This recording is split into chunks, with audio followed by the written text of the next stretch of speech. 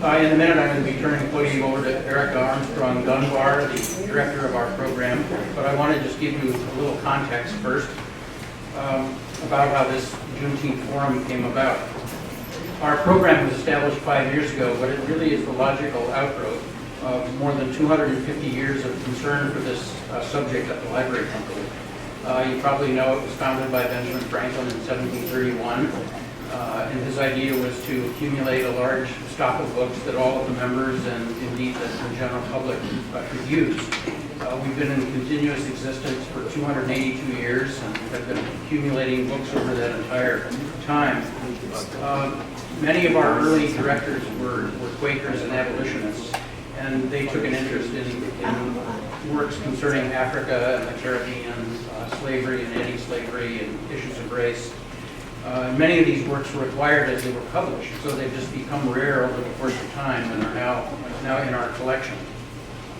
We have about 13,000 pre-1900 books and pamphlets concerning African American history. It's a huge collection, including graphic works as well as those printed works. It was the subject of a path-breaking 1969 exhibition. It was the first collection that we cataloged with computers back in the late 1980s. It's probably our most heavily used collection, and it's now being digitized in a project that'll take a couple more years, but that will make the entire collection accessible and searchable online. So it's really a huge undertaking, and it'll be a great contribution to scholarship when it's finally completed. We have the Albert M. Greenfield Foundation to thank for funding the initial pilot project phase of the program, which provided for short-term research fellowships, the acquisition, cataloging, and conservation of materials for the collections, exhibitions, and public programs such as the one we're having this evening. Since then, we've received additional support from Independence Foundation, the Walter J. Miller Trust, the Aronson Foundation, and the Andrew W. Mellon Foundation. And we thank them all. So now let me introduce Erica Dunbar to you. She's an associate professor of Black American Studies and History at the University of Delaware and has been the director of our program for almost 2 years now. She's the author of A Fragile Freedom, African American Women and Emancipation in the Antebellum City, which was published by Yale University Press and was based in part on work that she did at the Library Company while she was a fellow a number of years ago. So I'm very pleased to introduce Erica Dunbar.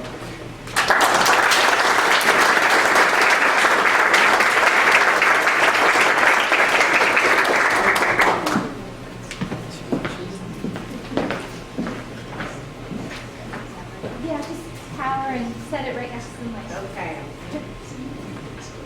Getting wired. Happy Friday, everyone. Thank you for dealing with traffic. Happy first day of summer, right? Thank you all for joining us this evening. It's been a year of celebrating emancipation, I feel like. And today, I'm grateful that you've all come to join us in recognizing Juneteenth, which of course was on Wednesday, but here we are on Friday celebrating Juneteenth, one of the oldest celebrations of Black freedom in America. On June 19th, 1865, Union soldiers arrived in Galveston, Texas, and notified African American men and women that they were indeed free. Now, of course, this comes some time after the fall of the Confederacy, the assassination of Abraham Lincoln. And I think one of the reasons Juneteenth is so special is that it reminds us of how the system of slavery existed and how it eventually deteriorated, but in particular how men and women of African descent worked to free themselves and then celebrated that freedom through Juneteenth celebrations beginning the year after. So this news, this Juneteenth news, came some 2 years after the Emancipation Proclamation, 2.5 years after the Emancipation Proclamation was signed. And most of us know that this was the sesquicentennial of the Emancipation Proclamation. And this year, or rather today, we decided to spend some time thinking about the lives of African American women.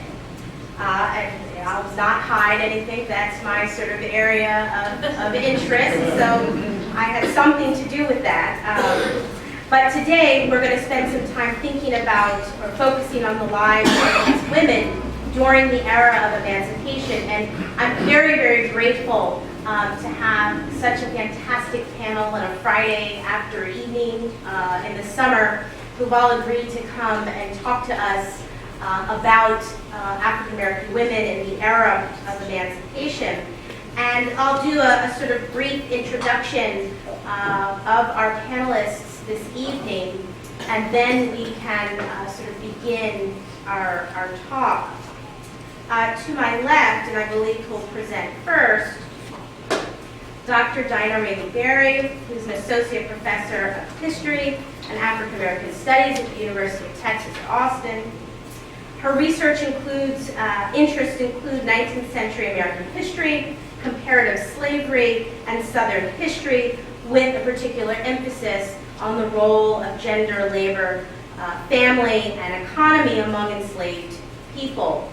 Dr. Berry is the author of Swing the Sickle for the Harvest is Ripe, Gender and Slavery in Antebellum, Georgia, a book I use in my graduate courses, that appeared in 2007 with the University of Illinois Press. And she's also a contributing co-editor of Slavery and Freedom in Savannah, that is to be released, right, in February, with University of Georgia Press. Next to her, I'm very, very thankful that this next person could join us. On the original program, we have Lois Brown joining us, but for unforeseen reasons, she was unable to be here this evening. But in her stead, we have Lamerchi Frazier, who, once again, I'm very, very grateful to have here. She's the Director of Education and Interpretation at the Museum of African American History in Boston, Nantucket. She's a practicing artist. She's been the recipient of the Francis X. Merritt and Mary B. Bishop Grant and the Lila Wallace Reader's Digest Arts International Artist in Residence Fellowship in Brazil, and a City of Boston Public Art Award. And one thing I want to mention, she's a sort of internationally known fiber artist, and I believe the only African American woman to have a quilt hanging in the Smithsonian. Is that true? Well, one of them, right? One of them in the Smithsonian. And so we're really, really fortunate to have her here. She's curated an exhibit with Lois Brown, and so she will deliver Lois's paper and also hopefully have the opportunity to add her own insights and thoughts about today's event. And then we have Theboya Glimp, who's an associate professor of African and African American Studies and History at Duke University. I also use her text as well in my graduate courses. Dr. Glimp's research focuses on the Southern United States, slavery and emancipation, comparative emancipation, the Civil War, and Southern women. Her book, Out of the House of Bondage, The Transformation of the Plantation Household, appeared in 2008 with Cambridge University Press, was the co-winner for the 2009 Philip Taft Labor History Award and a finalist for the 2009 Frederick Douglass Book Prize, an enormous honor. So once again, we're all very, very fortunate to have such a wonderful panel here with us this evening. And what I'll do is I will turn it over to Dr. Berry, who will hobble her way. It's the panel of, I won't say misfortune, but we had some interesting play with folks involved with the panel, and we are very grateful that you are here, probably, over to give us her presentation and to begin tonight's event. Thank you all.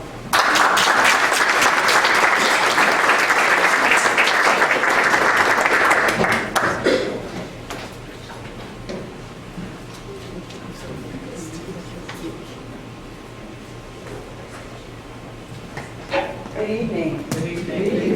I want to thank Dr. Dunbar for the nice introduction and for inviting me to participate in this panel. And also Dr. John Van Horn for hosting, and the Library Company in Philadelphia as well for allowing us to have this wonderful conversation. I also have to give a special acknowledgement to my family who came, and probably some of them have never seen me present before, so I want to thank you all for making time to come.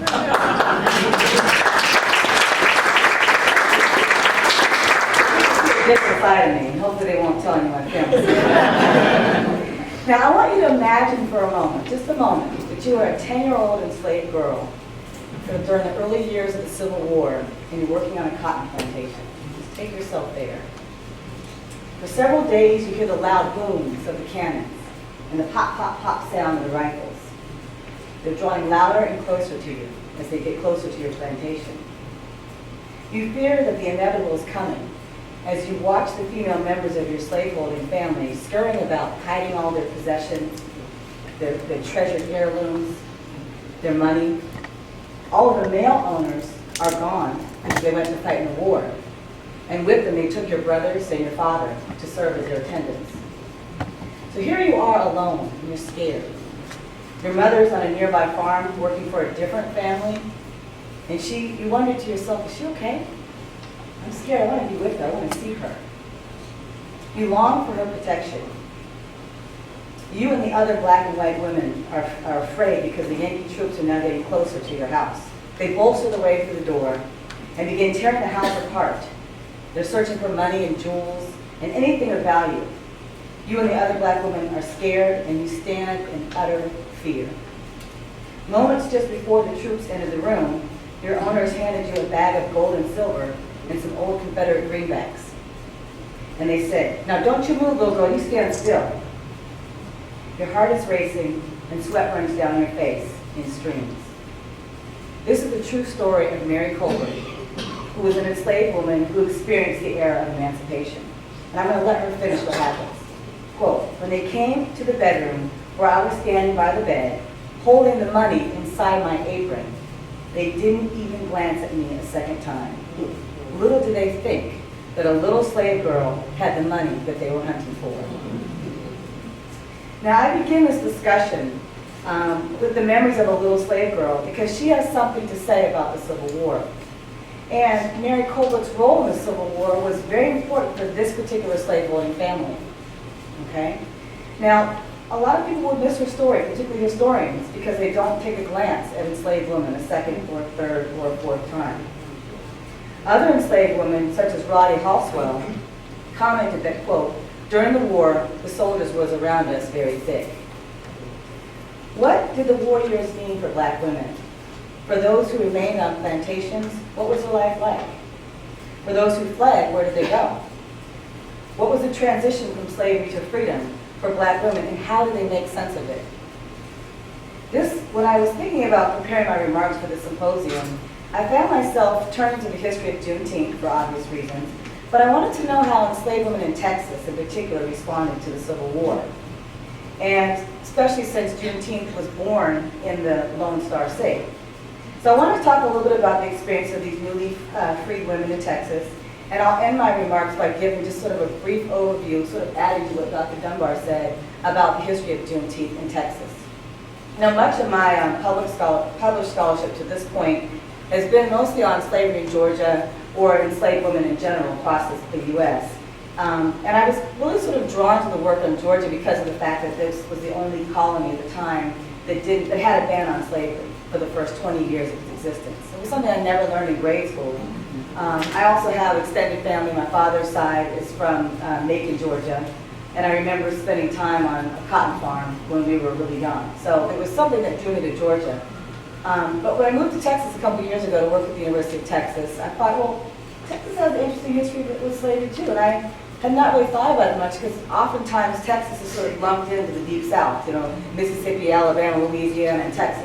And this is no offense to any Texans that are here. But oftentimes Texas is sort of just thrown in. And I think what's interesting about the Texas story is that their antebellum experience is much more short-lived because Texas doesn't become a republic until 1845. It doesn't get annexed to the Union, and it takes the statehood in 1845. So you're only looking at about 20 years until the end of the Civil War, a little bit less than 20 years, that Texas was a part of the Union. So let's talk a little bit about, I'm going to give you a brief overview of some of the historical shifts in Texas history, just a quick overview. Oftentimes when we look at history books, they begin, for American history at least, they begin with when Europeans arrived. But Texas has an indigenous history that comes well before the arrival of Europeans. But there's a whole ancient period of Texas history up until the 16th century. And then you have the occupation of Spain, and then Mexico takes over and becomes part of the territory of Mexico. So from 1821 to 1836, Texas was Mexico, okay? And a lot of you know about this when you think about the Battle of the Alamo and so forth. So Stephen F. Austin, which is the city I live in now, named after him, was one of the first Anglo settlers in Texas, and when he arrived, he brought slaves with him. And he also found his own way of just establishing how the roles of enslaved people would be. So they sort of set up their own legislation, even though there was a lot of tension with the Mexican government because they didn't believe there was a lot of anti-slavery sentiment within Mexico. And so during this period between 1821 and 1836, the tension between Anglo-Texans and those from Mexico was very, very interesting because at 1829, Mexico outlawed slavery. So you have Southern planters coming in from all these other deep South states who have experienced soil exhaustion, are looking for expanding across the quote-unquote frontier, and they're bringing their enslaved laborers with them. Now the next period is when Texas wins their independence from Mexico in 1836, and this is when we talk about the Republic of Texas. And then as I mentioned earlier, Texas becomes part of the Union and applies for statehood in 1845.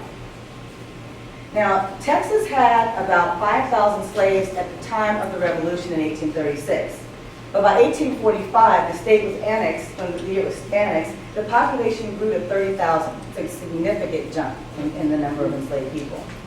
By 1860, on the eve of the Civil War, the enslaved population was 30% of the state's total population, amounting in about 183,000, or about 182,000 enslaved people. And here's just another visual of this same table, so you can see how the population is gradually growing over time. 1 in every 4 Texas families owned slaves, according to the Texas State Historical Society. But slave holdings were very, very small. On average, when we say small holdings, we're talking about 10 or fewer slaves, okay? Now, this does not mean that there were not large slaveholders in the state. In fact, the largest slaveholder in 1860 was a gentleman by the name of Robert Mills, and he had 300 slaves in 1860. So you do have these large estates as well. Most of the enslaved people were concentrated in East Texas, between Houston and the state line of Louisiana. That's where most of the large plantations were. And women, for example, worked in the fields and the homes of their slaveholders. They worked in the fields, and some of them produced cotton, and those that worked along the Brazos River produced sugar. And a lot of people don't know that there was sugar production. People think the only place it was produced in the United States was in Louisiana, but we do have evidence of sugar production in Texas as well. And they basically lived a life that was based upon the agricultural calendar, so their lives in general depended upon when the harvest was, when they had to plow the fields, get them ready. So much of their lives was structured in that way. Now, Pauline Grace talked about the ways in which they controlled the pace of the labor. And one of that ways is through song. Now, if I could sing, I would sing for you all. But I'm tone deaf, and I don't want to break the microphone. So I will read this rhythmic cadence. I want you to try to hear the cadence of this. Old cotton, old corn, see you every morn. Old cotton, old corn, see you since I was born. Old cotton, old corn, hoe till dawn. Old cotton, old corn, what for you born? So oftentimes enslaved people sang songs to keep the pace of the work that they were doing. But this is just one example of the song that I know for a fact that they did sing in Texas. This is also a slide of Mandy, who was an enslaved cook, one of the first black women. You might have seen this picture before, but the first black woman in Austin with a typical corn pipe. A lot of enslaved women smoked corn pipes. But most of the women that served as cooks, this is before the war and even during, before the war hit, they prepared their meals and they began their days as early as 3 o'clock in the morning. They had to gather wood for the fires, for the food. They had to boil water for coffee. They had to make sure that all the enslaved workers were fed before they went out to the fields, and that when the white slaveholding families woke up, that their breakfast was prepared for them and ready for them to eat.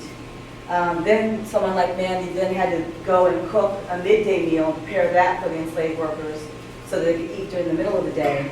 and they were also preparing meals at night. So their days were, oftentimes you hear enslaved people talk about working around the clock, being on call 24 hours a day. So that myth about house versus field makes you kind of rethink that, because they're being constantly scrutinized, they're being watched in a way that you may not be watched when you're working in the fields. Some of the food that they ate included salt pork, peas, and those that were fortunate had milk to drink. And this is just another image of enslaved women that were working in the Union Army camps. And this is pretty a popular image you may have seen before. You can see that some of the cooks in the bottom left-hand corner. There's also laundresses there as well. They tended to be military uniforms. And now, how did their lives and labor change when the war erupted? Okay, what happens next? The Texas residents called for a special legislative session in Austin held on January 28th of 1861. And shortly thereafter, they voted to secede from the Union. Now, this document here is a list of a broadside that was posted around and also in the newspaper that has about 171 supporters of seceding from the Union, so they wanted to be a part of the Confederate States of America.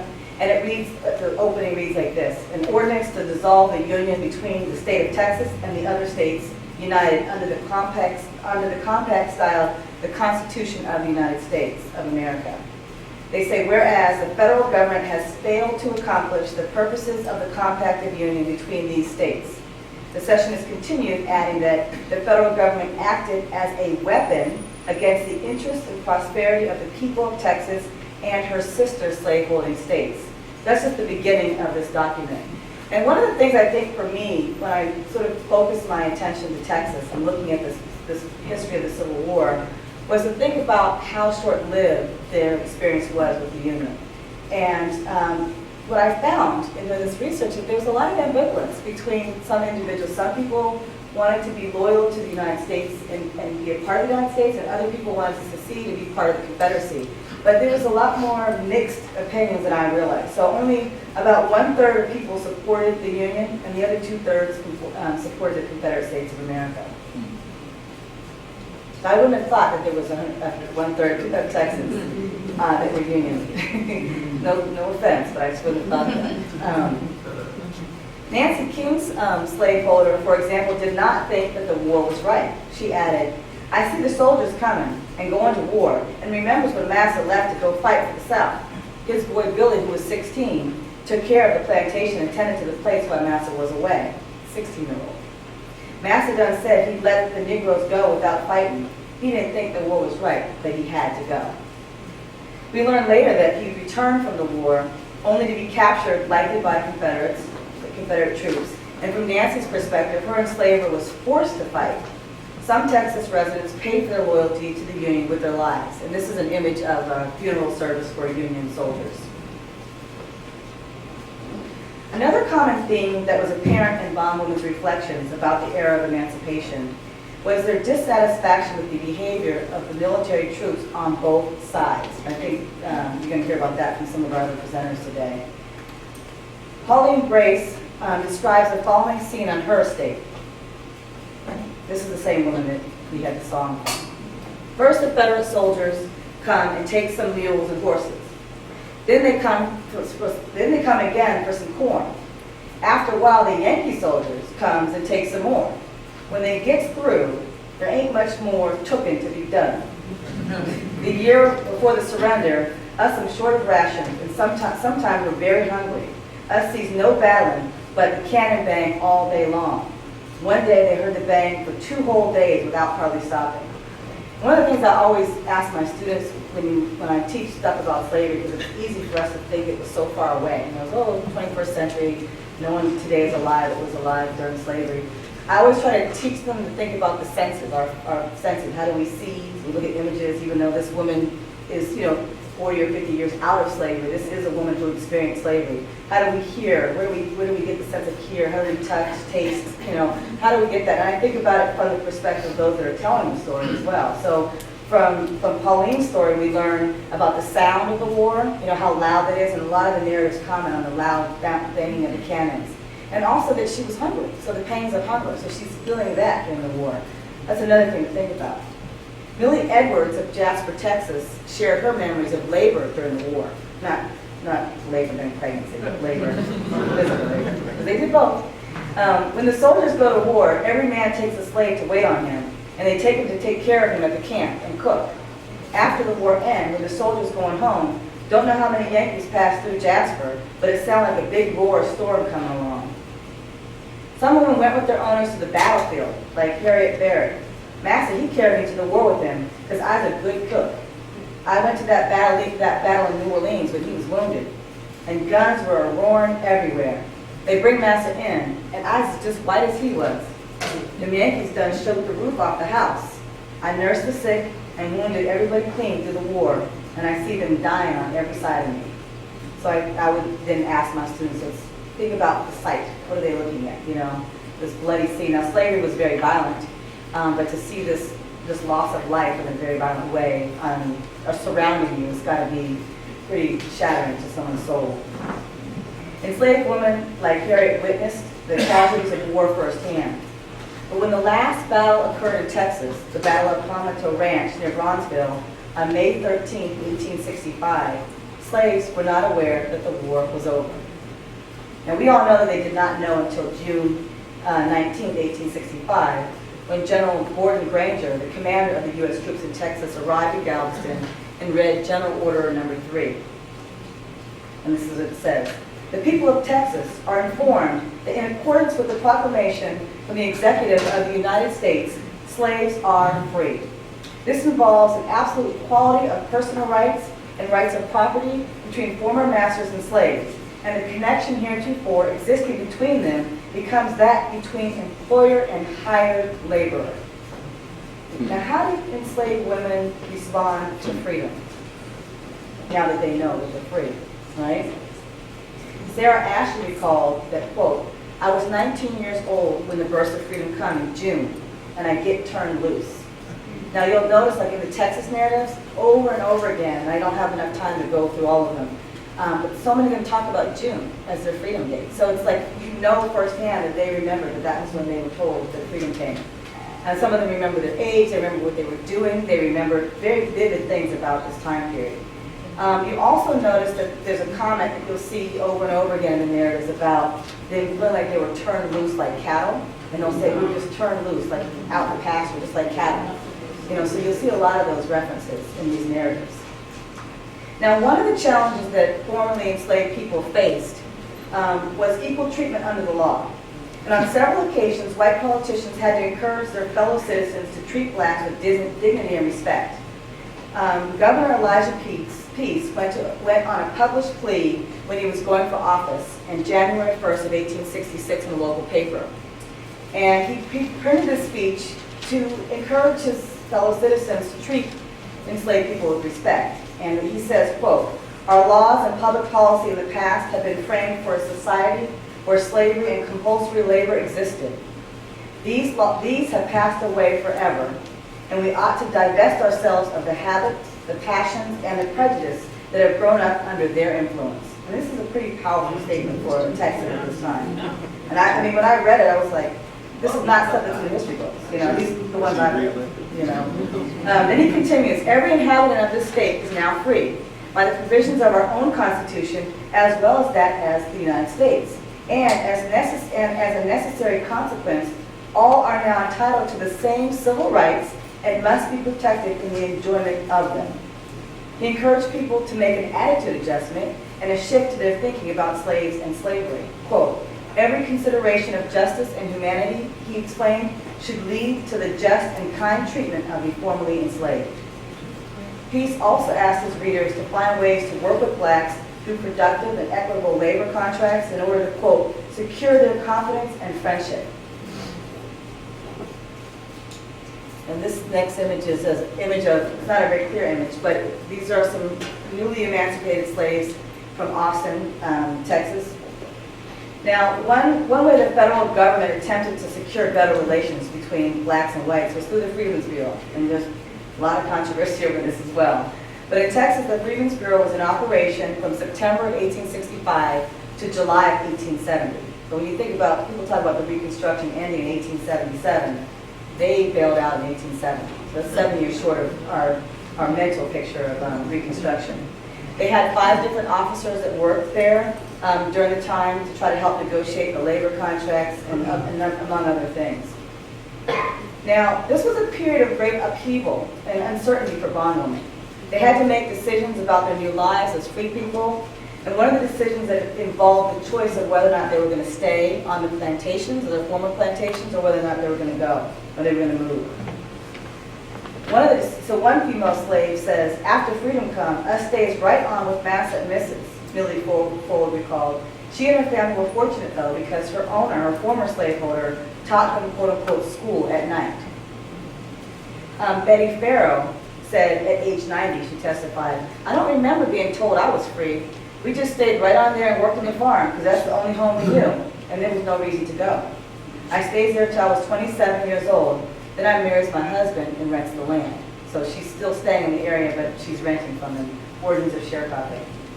These are just 2 examples of bondwomen embracing the familiarity of staying in a place that they knew, rather than moving on to the uncertainties of freedom, to new places, new labor, and new opportunities. Not all bondwomen chose to remain. Take, for instance, the testimony of Sarah Ford. When freedom come, I don't know what that was, she explained. Her uncle came to the yard and yelled, everybody's free, everybody's free. And pretty soon the soldiers came and the captain read a mation. I guess she was saying proclamation. She was tickled when the military officer quieted her owner and said, that was one time Master Charlie can't open his mouth. That captain would tell him to shut up. That he'd do all the talking. Then the captain would say, I come here to tell your slaves that you is free and you don't have to call nobody master no more. Despite the good news, Sarah Ford made a similar observation in that they were, quote, turned out like cattle. Well, we all just mill around like cattle do. So there was this sort of also a period of like not knowing what to do, where to go, how to start your lives over again. Her former slaveholder said that they were all welcome to stay except her father, who was a, quote, bad influence. So she continues. Papa left, but he came back with a wagon and some mules, and he borrowed, and he loads up me and Mom and my sister and me, and we all go to East Columbia on the Brazos River, and we settle down. It hires me out, and us have our own patch, too. And that was the first time I ever seen money. Papa built a cabin and a corn crib, and us sure was happy, because the bright light done come, and there was no more whippings. So I thought that was a really powerful testimony. You know? And it just shows, like, you know, when you look at the whole narrative, they're really sort of chastising her father. It's like the way she describes him going and coming back, and the pride that she has, and that he took care of them and found a way to make it work. So there is this desire for some to live on their own. Molly Farrell, another Texas bondwoman, said that, quote, everybody talk about freedom and hope to get free before they die. Me and my mother left right off. Most everybody else come and go with us. We walked all the way down the road, singing and shouting to the beat of the band. And my father come the next day to join us. So you're going to hear testimony of relatives joining later, because they've often been sold, you know, during slavery to plantations that were not necessarily nearby. So they might have been in abroad relationships where they would visit each other on Saturdays or Sundays. But after freedom, there was this mad rush to try to reconstruct and reconnect with your family members. Now, one of the greatest gains of the Reconstruction period in Texas was in the area of education. By the end of 1865, 1,000 blacks had received an education through 16 different schools. By 1870, at the end of the Freedmen Bureau occupation, there were 150 schools, of which 9,000 students were being educated. In addition to getting education, some legalized their marriages and went on to look for work and paid labor, of course. Mary Edwards says, one day my mother come after me, and she told me I was free. This was during June, yes, June 19th. I can remember, and I remember how glad I was.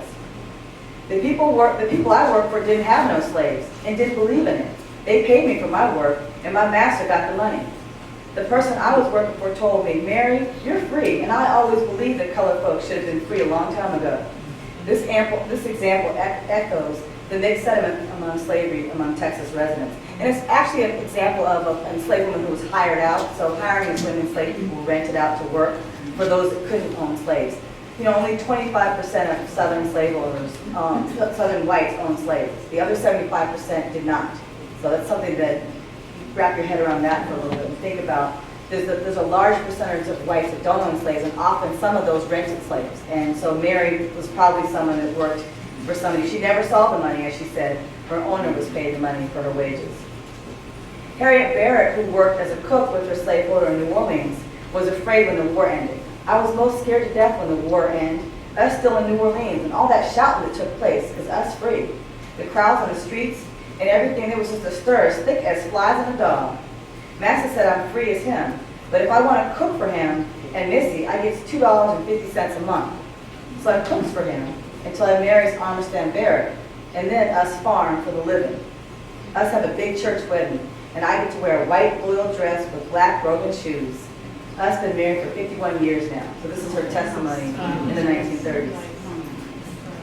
Ironically, some Texas slaveholders were reluctant to fight in the Civil War, while others, as I mentioned, refused to tell their enslaved workforce that they were free until June 19, 1865. Now I want to talk just briefly before I close about Juneteenth and give you all a little bit of the history. We know that black women's experiences during the war era varied from wartime participation to forced evacuation to a hesitant loyalty and to what seemed like a familiar space of utter chaos.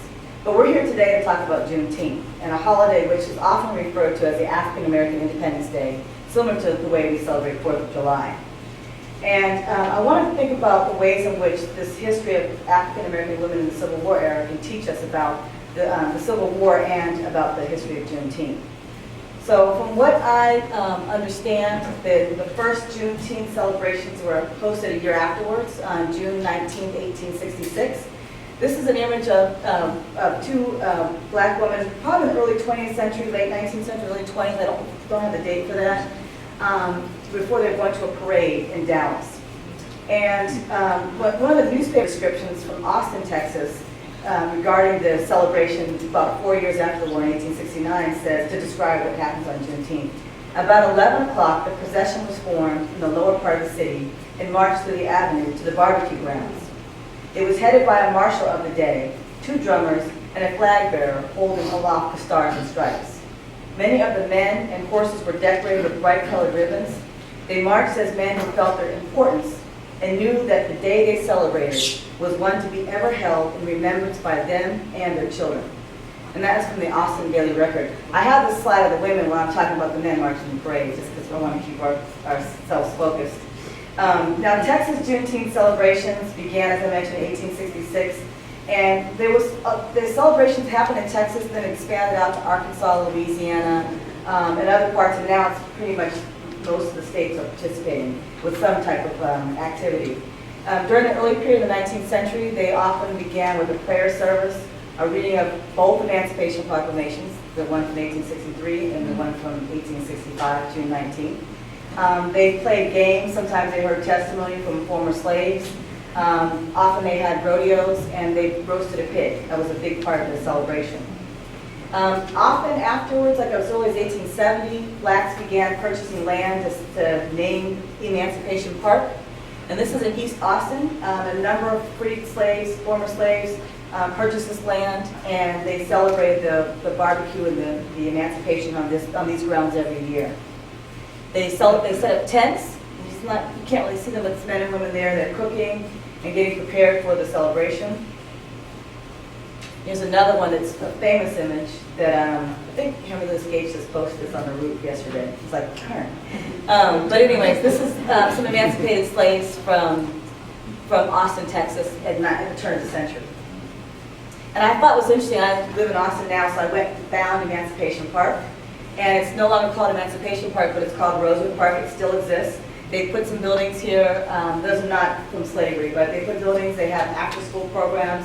There's a splash pad, and they have a huge celebration. They just had it last Saturday with a parade and dancers and all kinds of things. So they're still meeting in Emancipation Park, now known as Rosewood Park.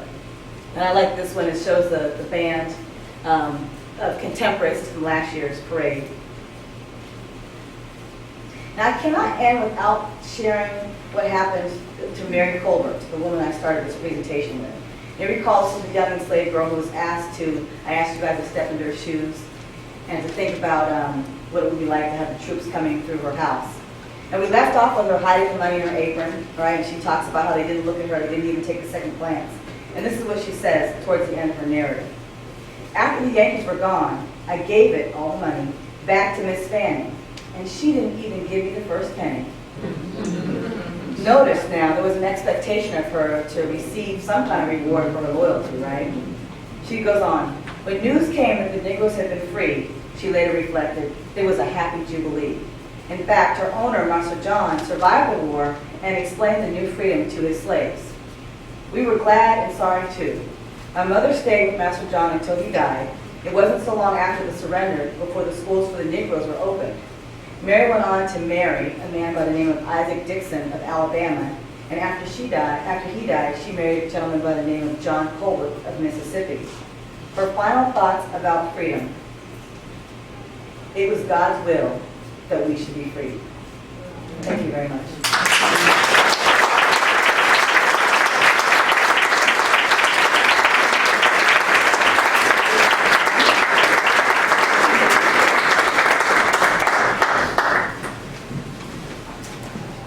Good evening. Good evening. Dr. Barrett, thank you.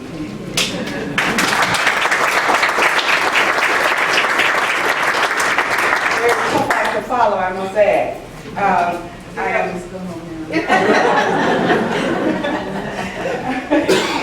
It is indeed an honor to have been asked by Dr. Lois Brown to speak in her stead. I am really, really taken with her work as a woman who is creating landscapes of American history that have heretofore not been even ventured into. And the work of her colleagues, Dr. Berry and Dr. Glenn, to stand here and be in their company for me is an extraordinary privilege. And Dr. Dunbar, thank you so much.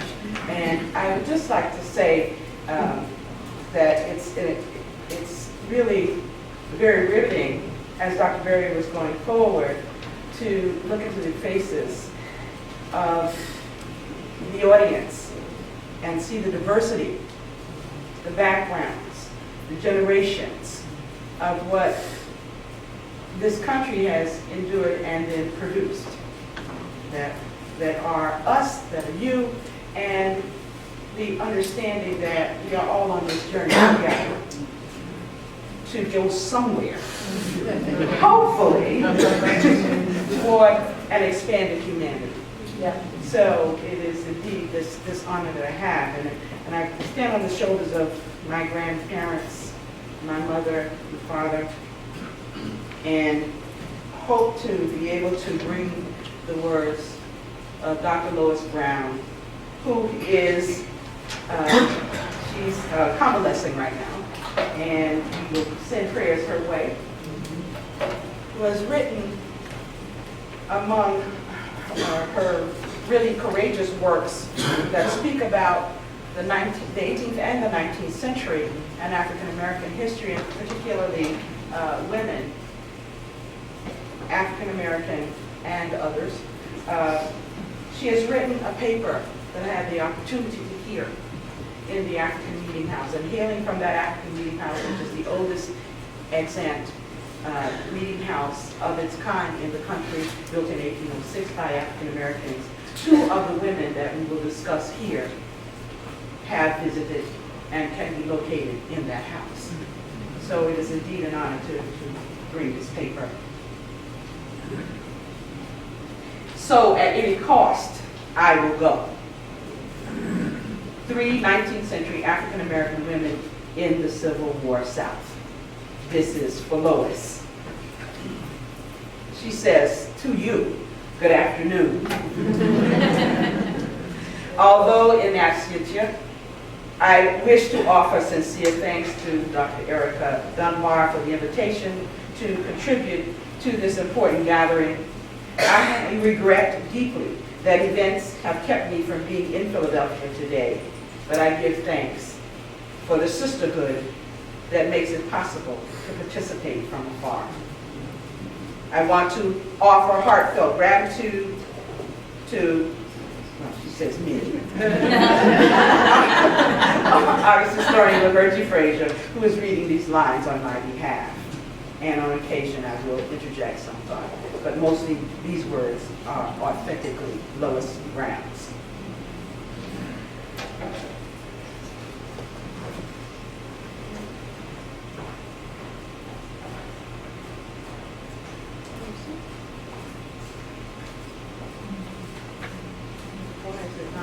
Try the other button, the other side. No, that's that. I can move it a little slowly.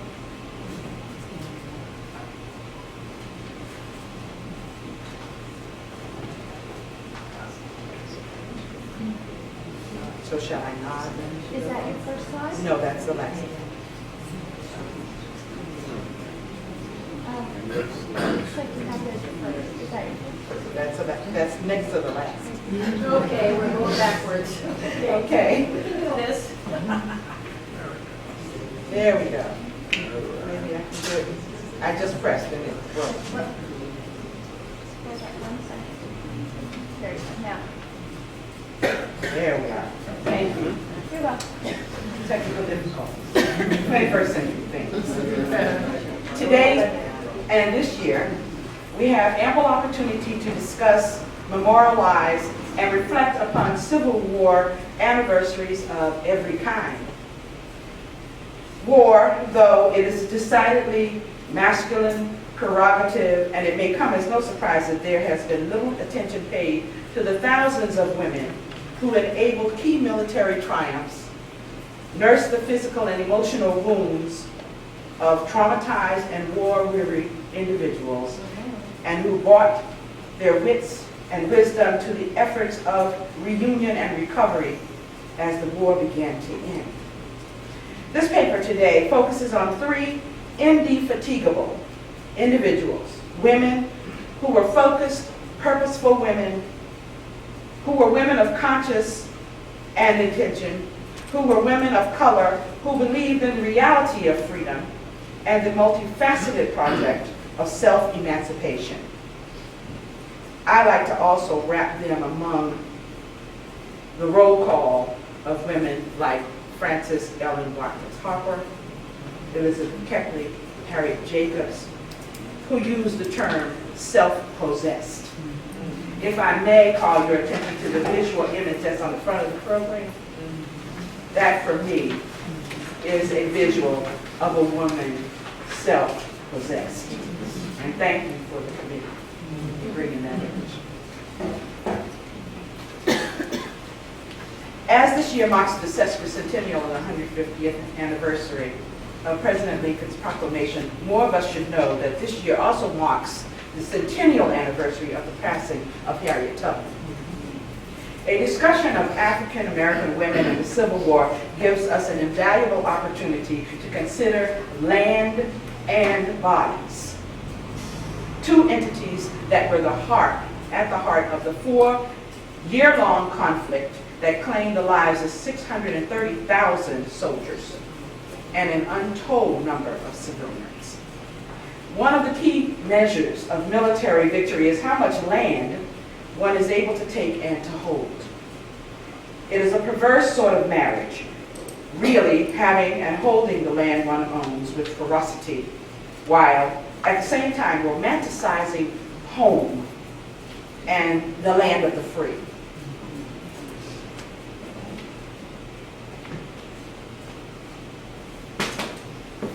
The iconic power of the Civil War lies in its visual accessibility. The photographs and images of bodies, the ones that lie strewn across battlefields, those that lie almost as still as makeshift field hospitals, and those that house shell-shocked souls that look into or away from the camera with haunted eyes. The power of seeing, the ability to behold the awful and to insist on the relevance of better scenes, takes us into the powerful history of African American women and the Civil War. With women like Harriet Tubman, Susie King Taylor, and Charlotte Forten, we can journey into contested lands and reconsider the ways in which they and other women grappled with the body politics of a nation at war.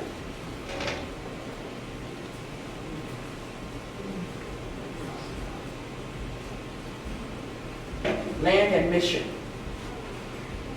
Lois writes, one of the most storied landscapes in African American women's Civil War histories lies in South Carolina.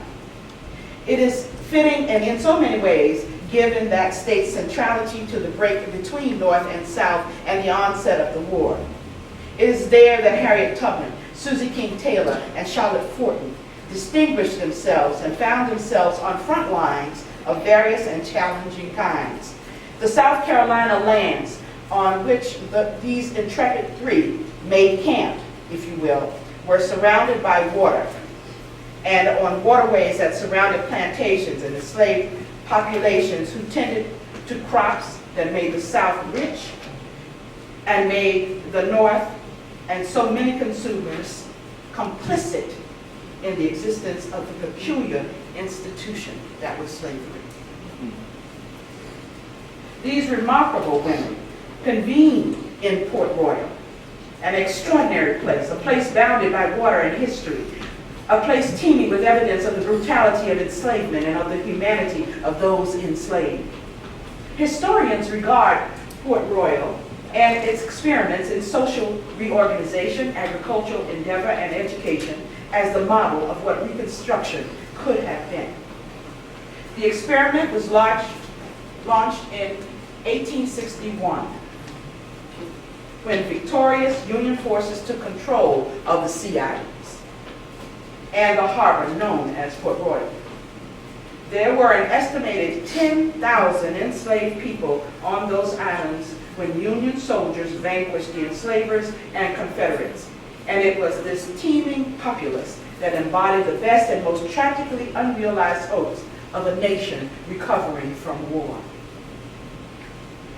Harriet Tubman arrived there in the summer of 1861 at the direct request of Governor Andrew of Massachusetts, who hoped to ameliorate the awful conditions of enslaved people living in limbo between Confederate troops, Union camps, and far-off freedom.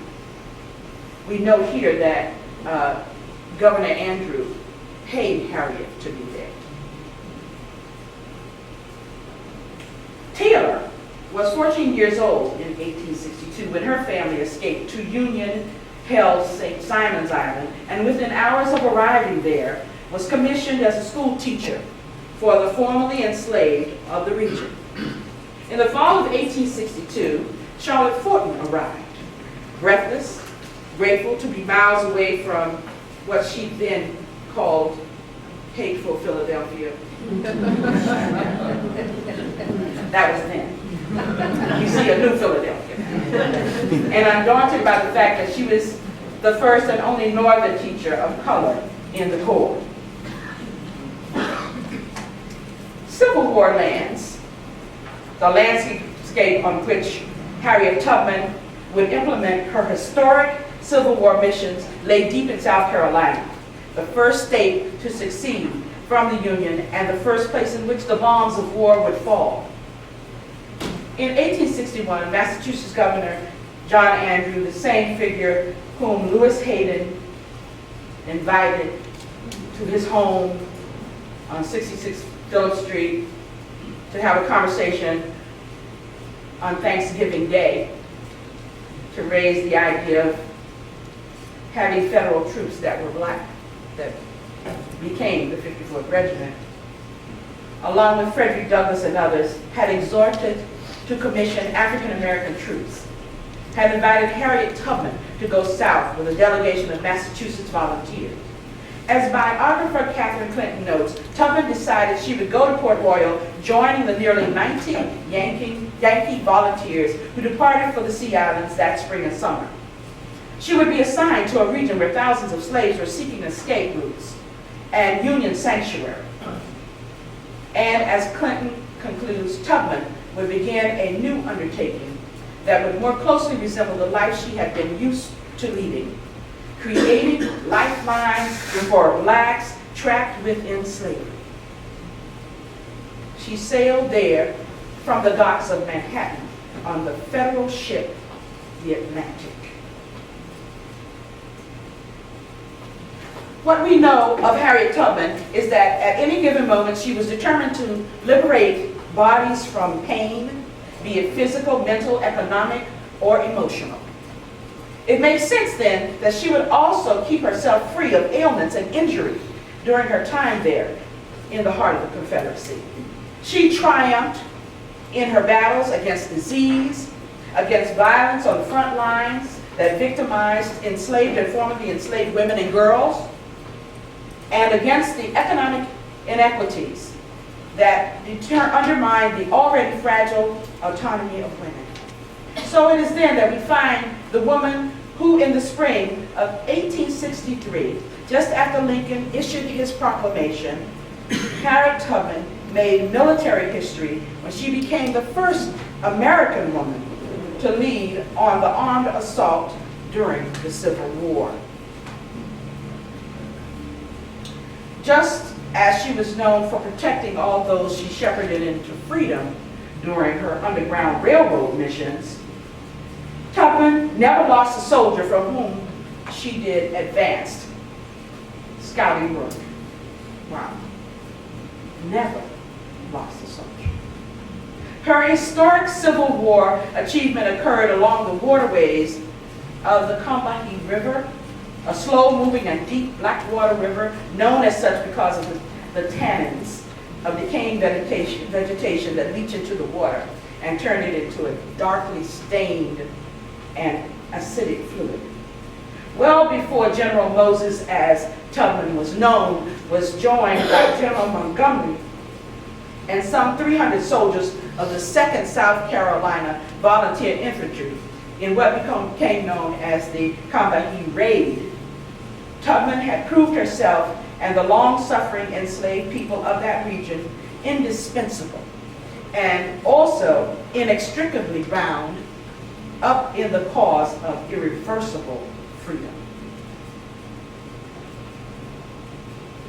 It was Tubman's outreach to the enslaved people along the banks of the river, their eagerness to shelter and talk with her, that enabled her to develop maps of Confederate posts and sentries that would seem to defy even the pinpoint GPS accuracy on which so many of us depend.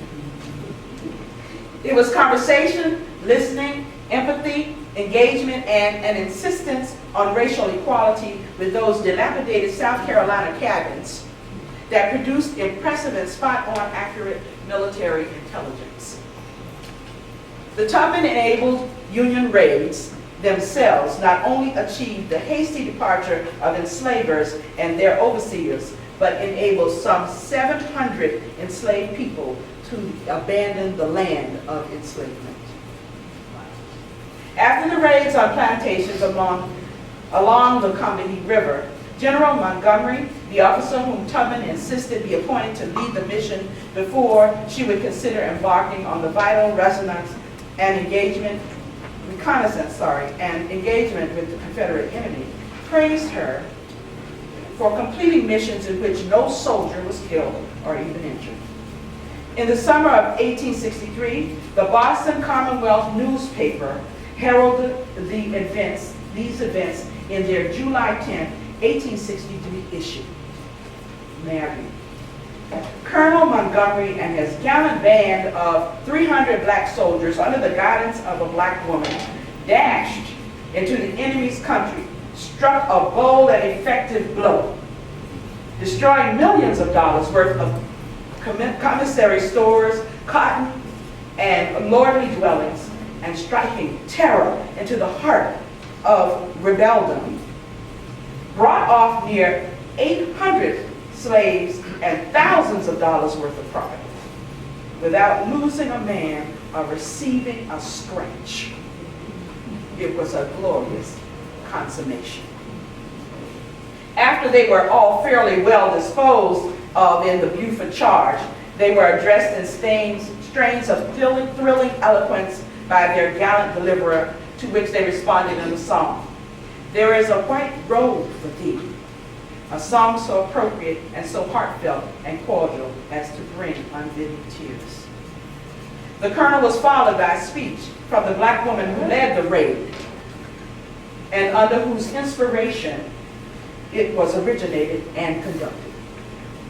For sound sense and real native eloquence, her address would do honor to any man, and it created a great sensation. That's about General Tubman.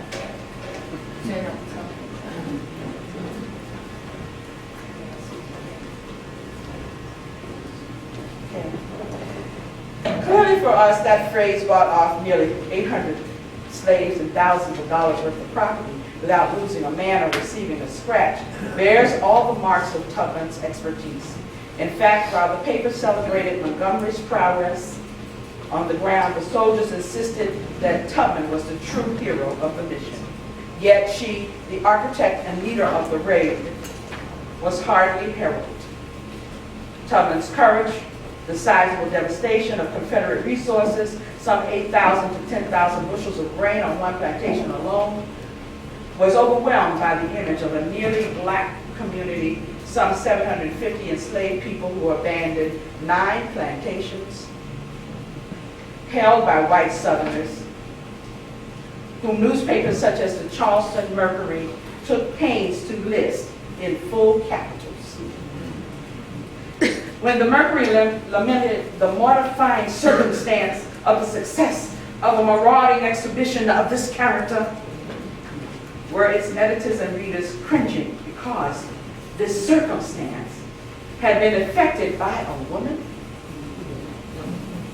Was Tubman, this female figure, even to be seen in either regional or military accounts during or after the raid? The papers of the day say not quite. As we trace the journey towards freedom and the arrival of proclaimed emancipation, we still need to ask, how has the unimagining, the unnaming of this woman, of women altogether shaped, enabled and disabled the emancipatory imagination, the American romance, and the idealized, exhaustive Civil War historiography?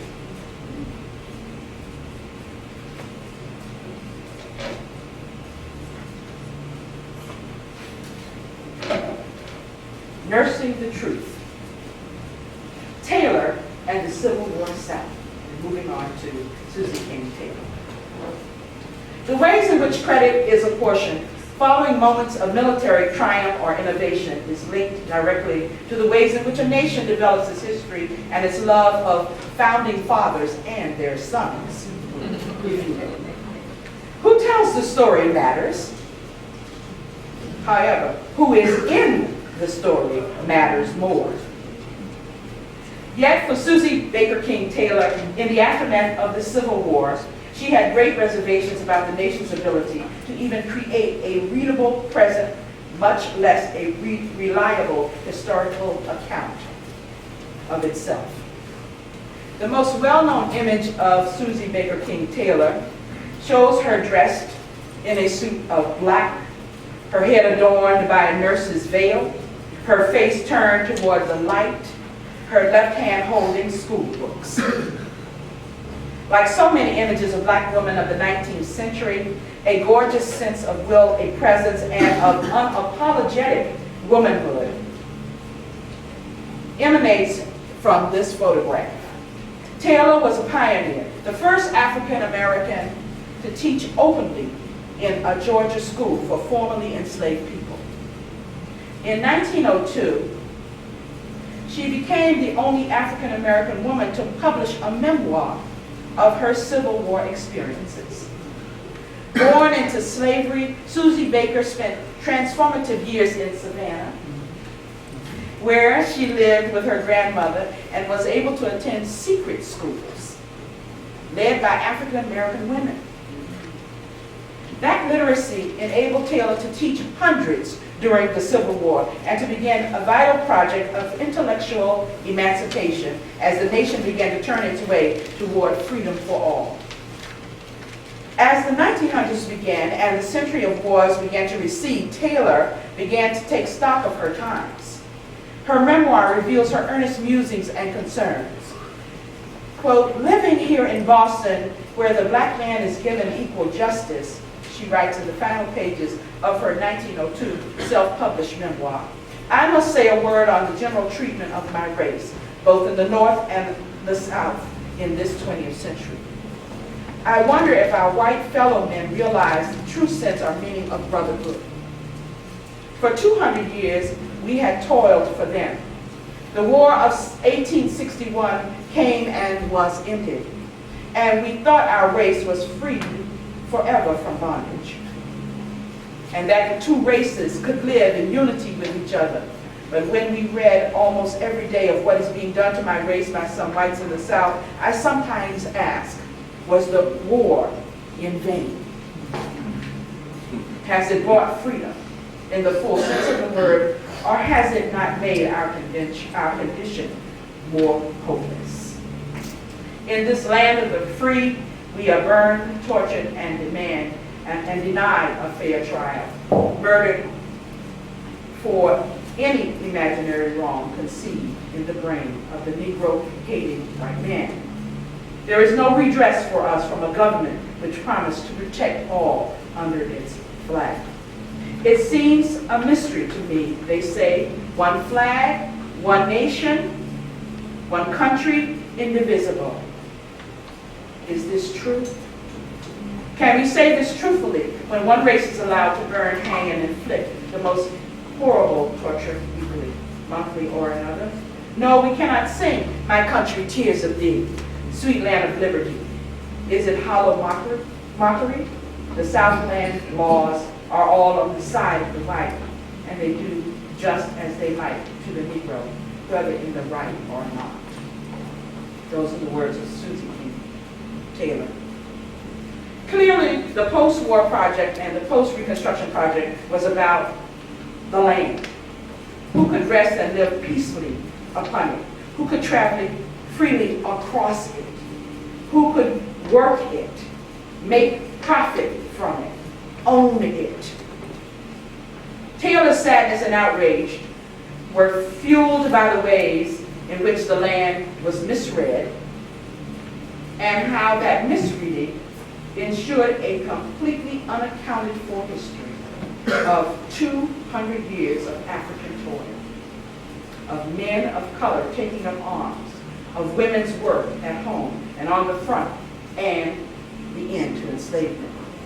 The Civil War literally reverberated in Taylor, who in 1862 was living as an enslaved girl in Georgia.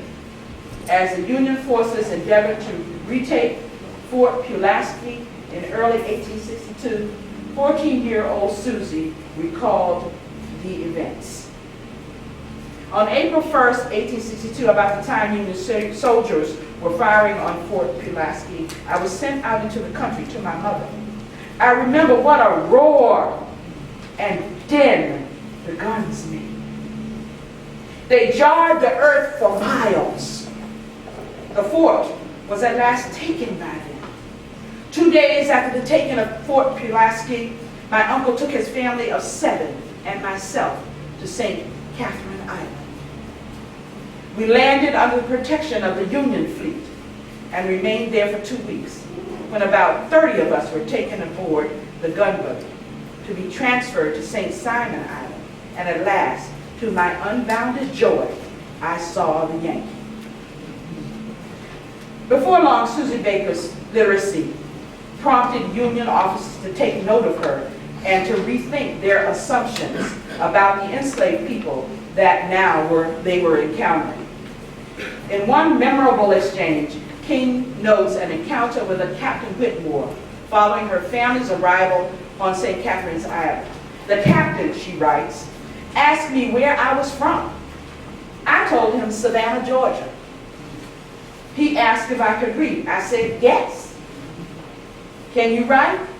He next asked. Yes, I can do that also, I replied. And as if he had some doubts of my answer, he handed me a book and a pencil and told me to write my name and where I was from.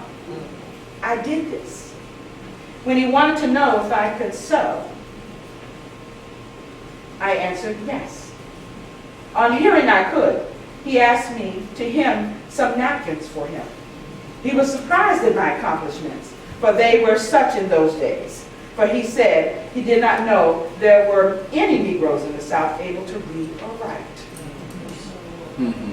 As it turns out, Taylor, like Tubman and Fortin and others would do, presented altogether new realities and truths to Union and Confederate men. Susie Baker King Taylor, who married soldier Edward King, made history as she traveled with the newly established African-American regiments of the South Carolina. The newlyweds were part of a historic regiment, the 33rd USTC Regiment, also known as the 1st Carolina Regiment. It was a regiment organized in May 1862 and established well before President Lincoln's approved of such army of African Americans. Susie King Taylor, like so many women and girls, provided invaluable domestic support to Civil War troops, ensuring not only the military readiness of the South Carolina volunteer soldiers of color, but the overall project of racial uplift that was so much a part of the army of African American men. She says, when we arrived in Beaufort, Captain Trowbridge and the men he had enlisted went to the camp at Old Fort, which they named Camp Saxton. I was enrolled as laundress, states King Taylor. She also reminds us that aesthetics are key. The first suits worn by the boys were red coats and pants, which they disliked very much, for they said, the rebels see us miles away. The historian in Taylor makes it a point to record not only the adventures and triumphs, deaths and disasters, but also the racial realities of a nation still engaged in racial prejudice. She talks about the soldiers and unequal pay, this issue. She says the first colored troops did not receive any pay for 18 months, and the men had to depend wholly on what they received from the commissary. They said they wanted full pay or nothing. And this is parallel to the 54th Regiment in Massachusetts, who also would not receive unequal pay. And it is through the works of Mark Rene de Morte who supports those men for the entire 18 months. After they received their pay in 1864, he is then repaid every cent by the soldiers. Mark Rene de Morte was a black entrepreneur who invested in saxifrage oil. So we have some words that I never heard when I was coming through school. I don't know about you. Bodies of water and war. That suspended reality, though it was fleeting at best, nowhere is it more evident in Taylor's detailed accounts of Fort Wagner, a place to which Harriet Tubman and Charlotte Fortin also had powerful links. In chapter 6 of her memoir, Taylor offers the following haunting recollection, one that followed the second historic battle at Fort Wagner, which saw the bravery of Colonel Robert Gould Shaw and the men of the 54th Massachusetts. Writing about her experience in the late fall of 1863, Taylor described the following. Fort Wagner being only a mile from our camp, I went there 2 or 3 times a week and would go up the ramparts to watch the gunners send their shells into Charleston, which they did every 15 minutes, and had a full view of the city from that point. Outside the fort were many skulls lying about. I have often moved them one side out of the path. The comrades and I would have quite a debate as to which side the men fought on. Some thought they were skulls of our boys. Others thought they were the enemies. But as there was no definite way to know, it was never decided which could lay claim to them. They were a gruesome sight, those fleshless heads and grinning jaws. But by this time, I had become accustomed to worse things and did not feel as I might have earlier in my camp life. Taylor and other women of color, like her, who beheld unspeakable horrors and gruesome sights, they made historic efforts to record their experiences, to document the war, to create jarring pictures for us to behold. Through those accounts, we see them tending to the Civil War body continuously, long after the moment of death arrives for a fallen fighter, long before the final gun is fired, and months after freedom is declared throughout the nation. Tubman, Taylor, and Fortin intensify our understanding of women's work and notions of true womanhood. Charlotte Fortin led freedom somewhere other than Philadelphia. See, Charlotte had a problem with Philadelphia. We will learn why. It seems decidedly right to conclude with words about Charlotte Fortin, a woman born here in Philadelphia. Charlotte Fortin made her way to the Sea Islands because she was determined to do something substantial.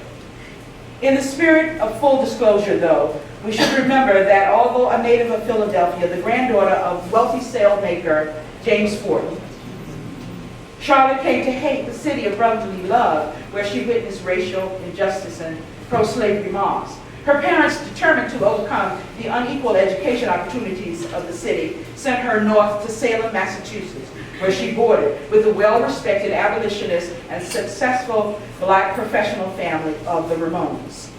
In Salem, Charlotte and daughters of the Ramone family would read, write, walk, moon about the dark, brooding looks of Nathaniel Hawthorne, lament the racism of Boston, giggle about the fireside singing of William Lloyd Garrison and William Cooper Nelson, and take stock of the antebellum age in which they lived. Charlotte envisioned herself as a part of the Reconstruction movement, well before that period began to shape in the post-Civil War America. Despite the number of setbacks, she finally boarded a ship for the South and traveled to St. Helena Island, where she was to teach people who were newly emancipated by Lincoln's proclamation. She was the first African-American teacher and the only teacher of color on the island during her time there.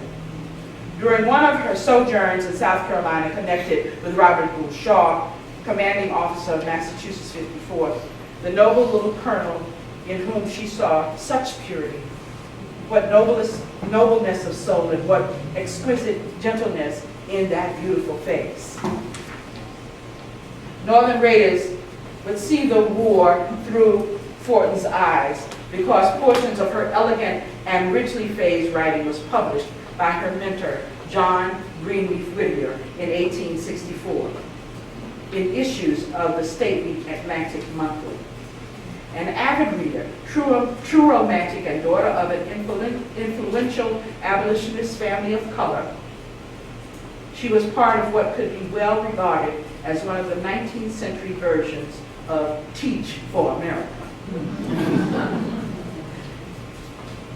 Within hours after she began her sea voyage from New York, this young woman found herself delighted to spend her first night in the society of Ocean alone, as she wrote. Here are her accounts of the first stages of her journey from freedom to war, from north to south, and I will read only one of them this time.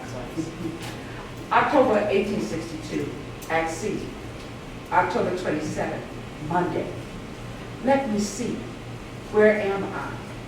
What do I want to write? I am in a state of utter bewilderment. It was on Wednesday I received the note. On Thursday I said goodbye to the friends that are so dear and the city that is of Philadelphia, and went to New York. The next morning, did not hurry myself, having heard the steamer United States would not sail until 12. She goes on about the times that she actually does leave, and it doesn't leave until 12, even though others tell her otherwise. She received notes that it would leave at 9 and other times, but it did leave at 12. She was very disappointed about that because she said it was too bad for I had not time to get several things that I wanted much before I left. Among them, Les Miserables, which my dear brother Henry had kindly given me the money for. Once the chaos of departure ends, Fortin is able to proclaim that she enjoyed the sail down the harbor perfectly. In one of the passages she says, "Pass the rest of the night in the society of the ocean alone. How wild and strange it seemed there on deck in the dark night, only the dim outlines of sea and sky to be seen, only the roaring of waves to be heard. I enjoyed it much. The thought that we were far, far away from land was a pleasant one to me."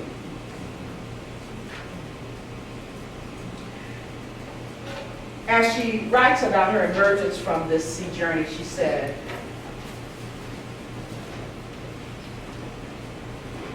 "It was quite clear and the day was most lovely. I am feeling well and luxuriating in the glorious beauty of the sea and sky." The landscape that Charlotte Fortin reveled in was soon to be transformed by the realities of war.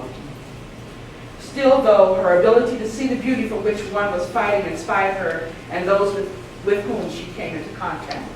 It is clear, though, that the perils of land only intensified her love of the sea. Her appreciation of possibility is anchored in the ocean and stands in sharp contrast to the realities that land insists upon. Nowhere in this opposition is it more clear than when she records her interactions with Colonel Robert Shaw, the 54th and faithful assault on Fort Wagner. She writes, "The summer of 1863, Monday, July 6, I am more than ever charmed with noble little Colonel Shaw, but purity with noblest of soul.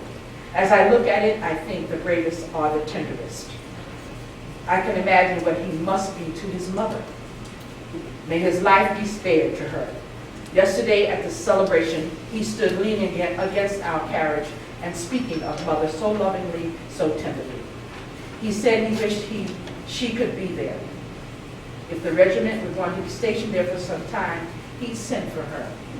But you know, he said, we might be suddenly ordered away and then she would have nobody to take care of her. If I don't see you again down here," as she is speaking to Colonel Robert Shaw, "I hope to see you at our house. But I hope I shall have the pleasure of seeing him many times." This is what she writes, "Even down here. He and his men are eager to be called into active service." The siren's call into active service rings out, as we know. The idyllic, displaced domestic bliss that Fortin imagines, having with Shaw and his noble, valiant regiment, is confined to the books, her book, her journal. Those pages offer powerful evidence of another wartime prerogative, that of men like Shaw and women like Fortin, to bring mother to the front and to imagine, plan for elegant and civil encounters. Although unrealized in this case, these articulated desires realign the priorities of battle and of emancipation and insist on the pervasive, non-negotiable power of civility in all its forms. This is the Battle of Fort Wagner, in which Shaw loses his life. Shaw does not return, and news of the 54th assault on Fort Wagner renders her speechless as she prays that it is not true. In conclusion, Charlotte Fortin reached a place where she could write no more. We understand that. Yet what she did write and publish, like the memoirs of Susan King Taylor and the interviews and newspaper accounts of Harriet Tubman, enable us to revisit the history of the Civil War. In the company of 19th century women of color, we have new considerations, new frameworks, and new stories at hand. Now we can trace the counters of racial uplift on the battlefield and in a nation at war, Through their philosophical musings and practical accounts about human nature and living, we can consider the ways, the notions of home, of family, of community, and how they change as war intensified the danger, as it increased.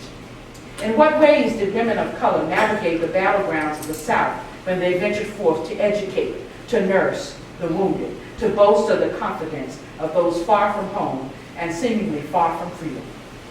Dramatic reconfigurations of homes and communities occurred as men of color went to take up arms and their wives and families accompanied them. Our knowledge of the war changes when we consider the leadership, enterprise, and witness of Harriet Tubman, Union spy, humanitarian, advocate, and unparalleled emancipator of the enslaved. The expertise, dedication, and enterprise of Susie King Taylor, pioneering nurse, teacher, and model military wife. And the romanticism, ambition, and determination of Charlotte Fortin, impassioned educator, eloquent, romantic, astute observer. It is in these women that we see freedom rising, freedom articulated and visible. As we mark the centennial anniversary of Harriet Tubman's passing, note the milestones of the Civil War years, and bear witness to the leadership and presence of 19th century African American women such as Tubman, Taylor, and Fortin. Let us continue to insist that there is much to be gained by studying more of the intrepid women who navigated real and symbolic battlefields and the front lines of the Civil War. Thank you.